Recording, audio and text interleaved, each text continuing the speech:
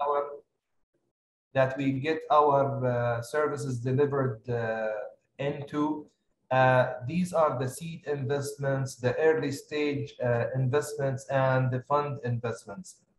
The three channels we are looking at here are meant to be all focused on venture capital investments. I always like to explain the venture capital investments by referring to them as entrepreneurial investments, because really venture capital sounds like a tricky term sometimes, and no one necessarily, not everyone necessarily would understand what's the venture capital. Even when it's translated into Arabic, it tends to be a bit not sounding like entrepreneurial investments. So the venture capital investment in this respect is really the entrepreneurial investments. And the three arms we are looking here at are really the main three areas we deliver our services through.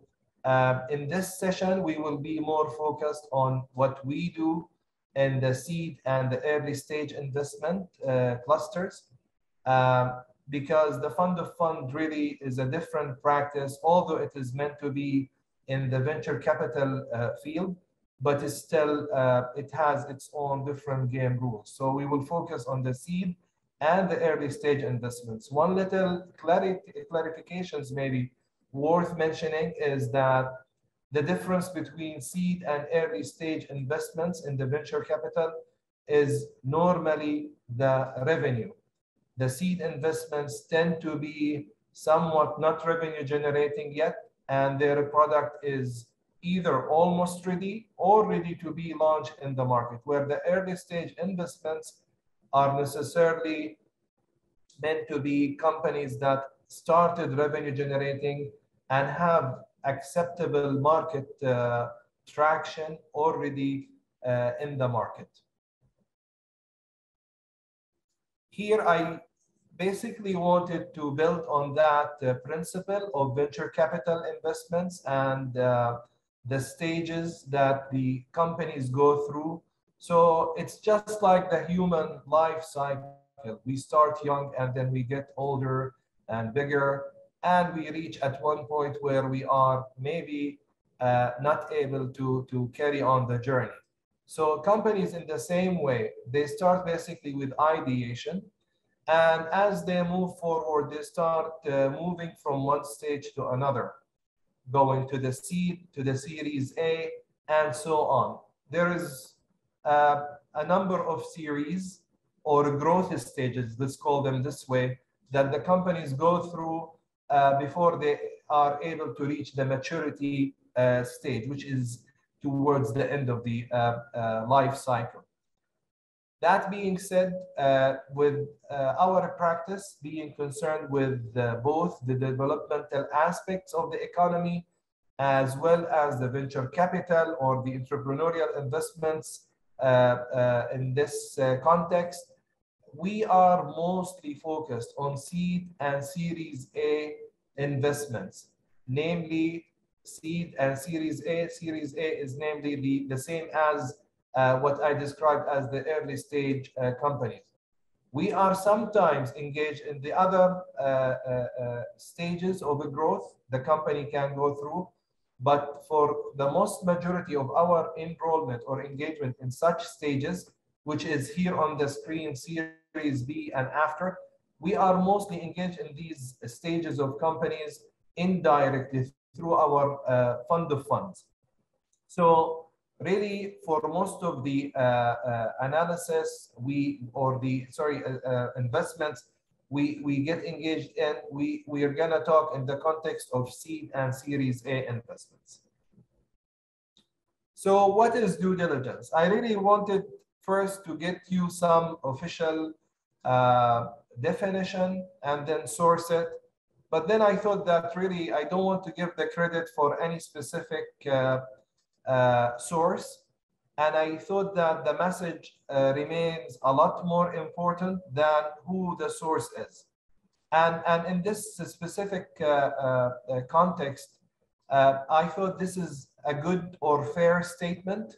You may actually find different versions of it, but I still think the message, what matters most here, So due diligence really refers to that detailed examination of the company's standing in order to basically understand its business fundamentals and assess its potential.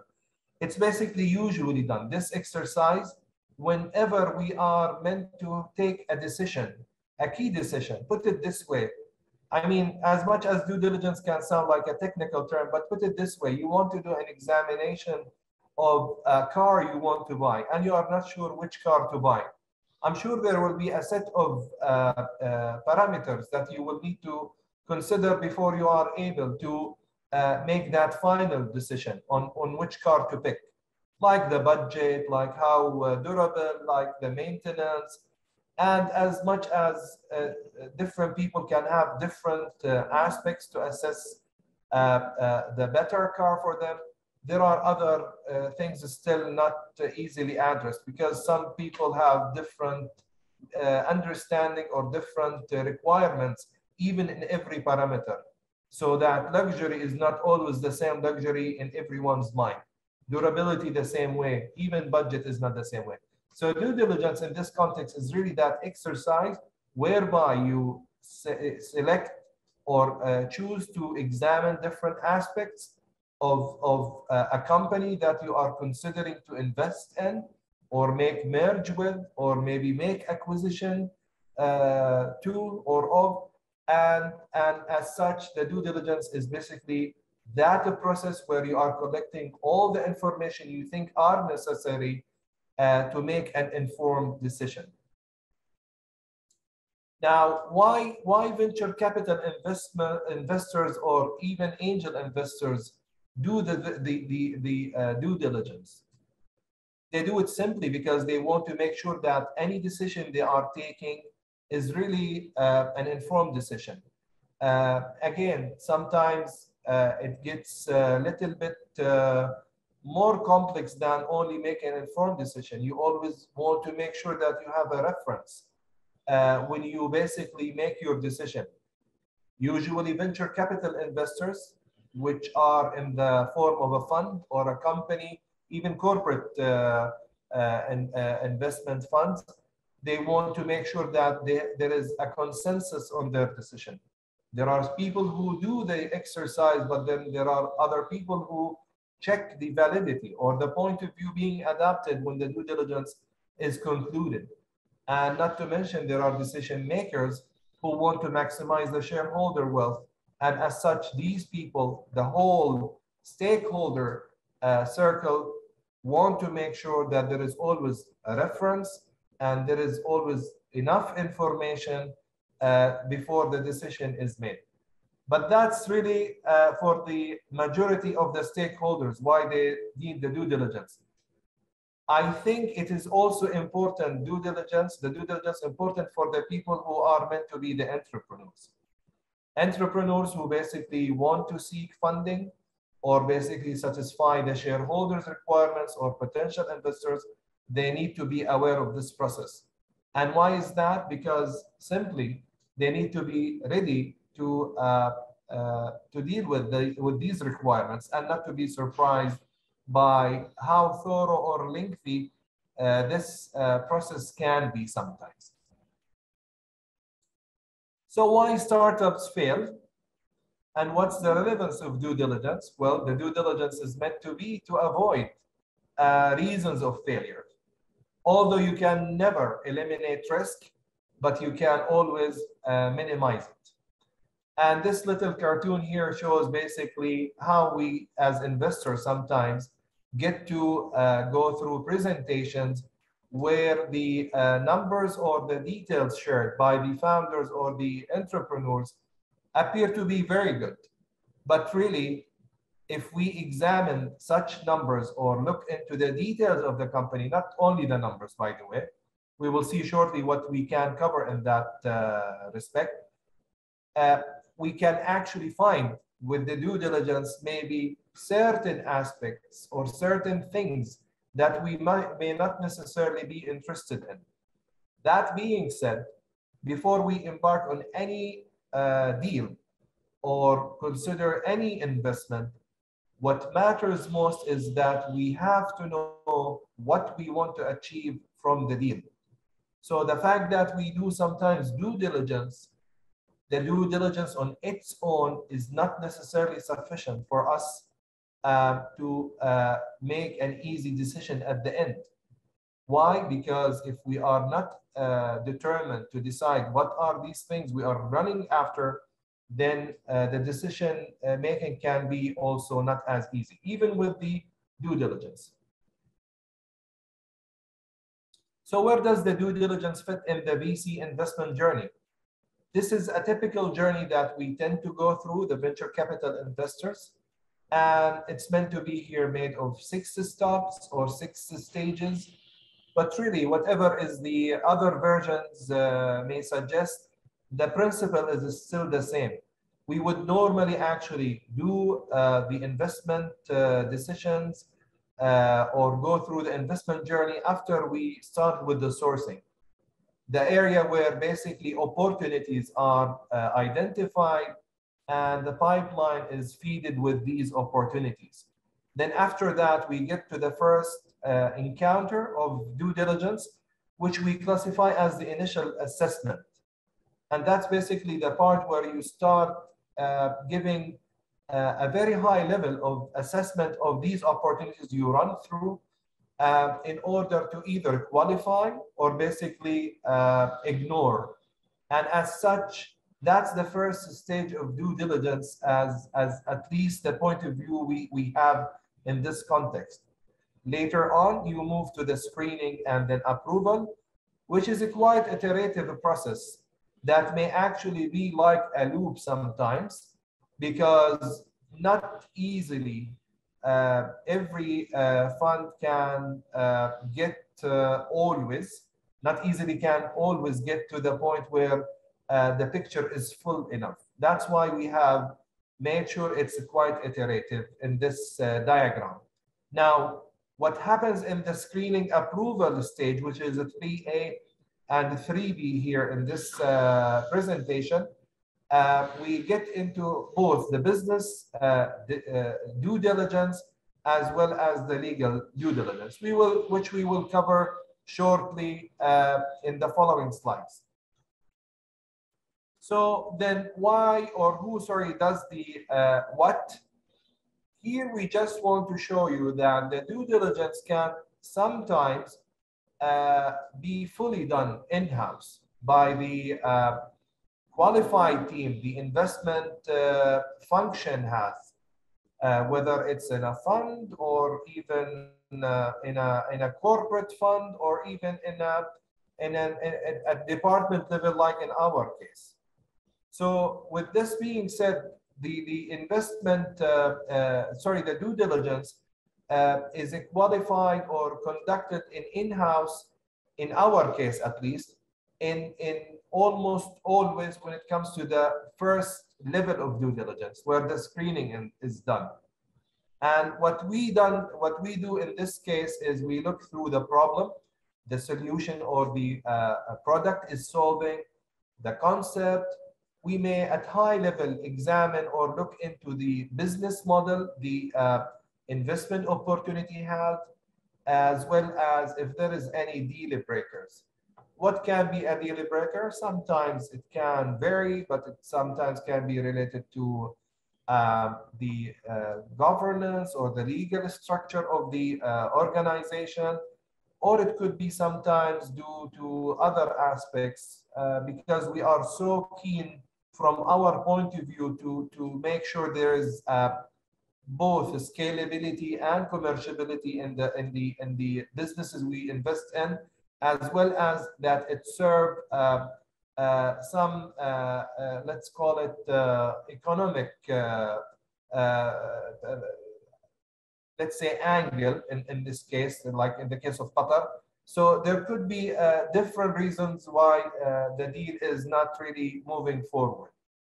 Now, in the business due diligence level, so we said first the screening due diligence, which is in the yellow, is almost always done by us in-house. The second and the third level of due diligence, where we get into what we call the deep dive due diligence, we have the option sometimes And that has to do with the complexity of the case we're looking at. We can actually sometimes outsource the due diligence exercise on a case-by-case basis. But the general rule of thumb I would like to emphasize on here is that the complexity of due diligence and the time it takes gets harder and longer as we move on from ideation towards the later stage like later stage growth stages. Maybe this is the slide where I would like to put it in more detailed sense. So we mentioned that there are 3 general clusters of due diligence, namely screening, business, and legal. We go actually from screening the moment we have an initial first pass or initial vote in favor of the opportunities.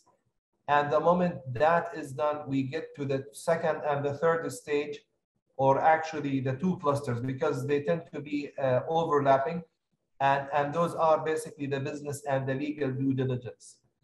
I have mentioned already enough on the screening, what we cover in, but when it comes to the business due diligence and the legal due diligence, I can maybe think of a few points where I can pick and give some details. But in general, I would say that every time we are getting into any investment opportunity, we tend to have that detailed examination of the company financials. And while we are concerned with the company financials on historical basis, I have to say that the financial aspects are not always as rich or good enough to give you all the details or enough information to make the decision. The reason of that is that some companies, as it's in the case of the seed funding or the seed cases where where there is no much information yet on revenue because they are not revenue generating. In such cases, we are mostly unnecessarily concerned with the company's future outlook. It's going to be always important for the other cases, but in the case of the seed funding, we have to look at the future outlook of the company alone because there is no historical financial readings.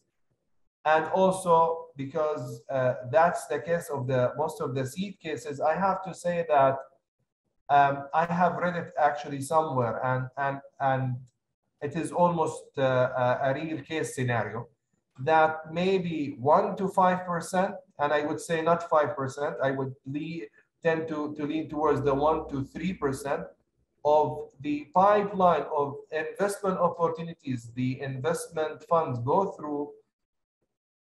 They only accept 1 to 3%, and I would say maybe less than a 3% as well. And why is that? Because really the validation of these opportunities can be tricky, and if the concept and the business model and the market and the founders are not all good enough, and good enough is decided by the funds, then all I want to say is that it is difficult then to move forward with these opportunities. However, as the companies start moving forward and start generating their revenue, they become a lot more easier to convince the target audience of their business. Another area that I would like to maybe pick here is on the business strategy. Any company, whether young or old enough, if it doesn't have a clear strategic direction where the vision and the mission and its basically goals are identified, then you would hardly actually be feeling good to invest in such companies. So that's another area I would pick on.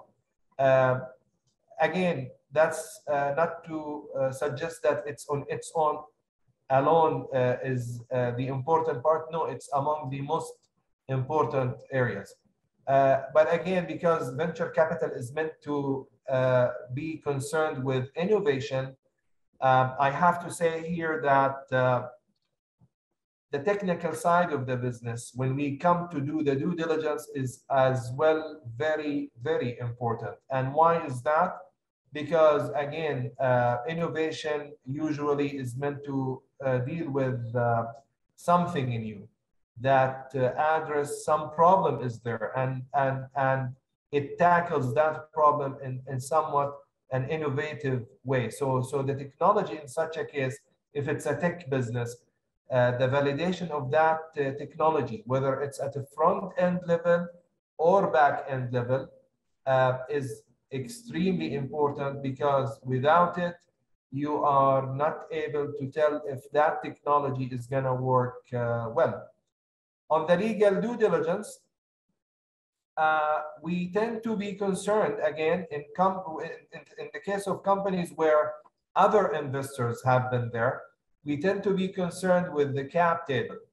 And the cap table is basically meant to address the size of funds that were raised by the company by using different sources, including own self, like family, friends, or maybe angel investors, but also in some cases, the founder can also have other investors on board, like other VC funds or maybe corporate funds.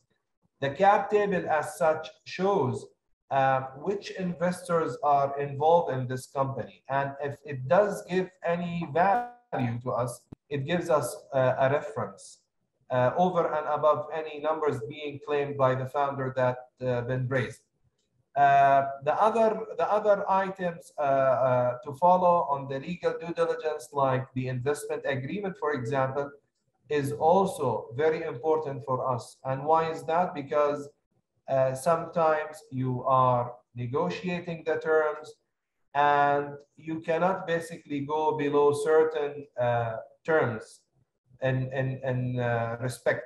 And in order to validate whether these terms that you have in mind are fair or not fair, you probably sometimes need to look at what other previous investors have agreed to invest. And in such case, you may actually look at the agreement signed previously between the founders and the other previous investors. I think that that's, I think, where the time will allow me to continue speaking. I would like to finalize my presentation by having one slide here, which I called it the take-home slide or message. And it's basically a message by Jeff Bezos, where he basically suggests that if you are interested in knowing the full truth about any decision, key decision you would like to make, then it may actually not be easy to get to the 100% or even 90%, but more importantly, it actually may take you a longer time to get to that decision, and sometimes waiting longer on such cases can actually make you miss the opportunity, or it may actually as well cost you more than what you anticipate to achieve as return. I would like to make this take-home message as the final slide. I don't know if we have any time left for questions, but I have actually left my details at the beginning of the presentation in case any of you would like to reach me to discuss any business or investment matters. I hope you enjoyed this presentation. I'm sure there is more to be discussed, and we will make sure that we continue to work to provide more fruitful sessions in the future. Thank you very much, and I wish you all the best. Thank you very much. Thank you, Mr. Ahmed, for a very informative session. Thank you all for joining us. and we hope to see you in future workshops.